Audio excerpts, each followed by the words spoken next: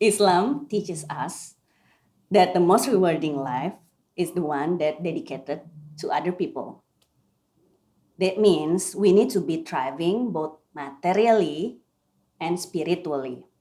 However, is there any clear indicator that our efforts are entirely for the sake of Allah?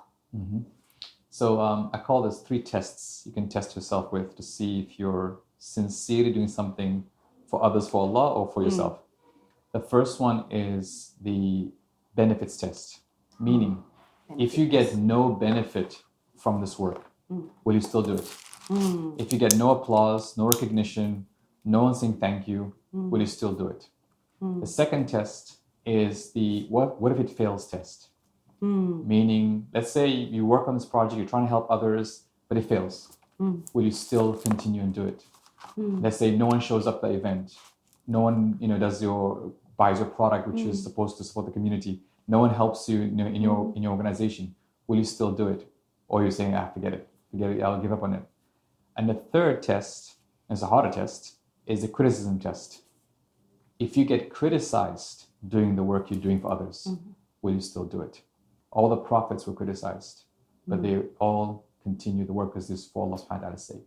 The what if it fails test, classic example is Nuh alayhi salam, calling his people 950 years. In the end, the message not deliver. A few people believe in him, but he still continued the work.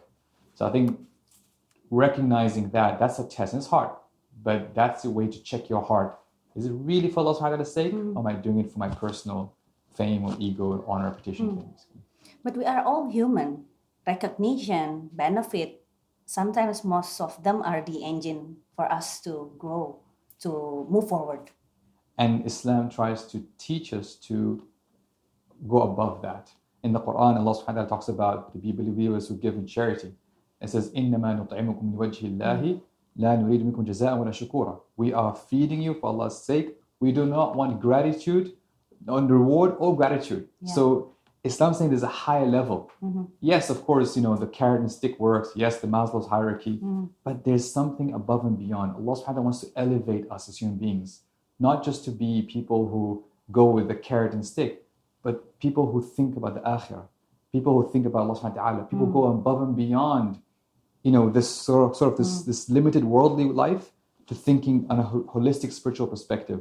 And that's where you start doing things which might not make sense in this world. For example, waqf.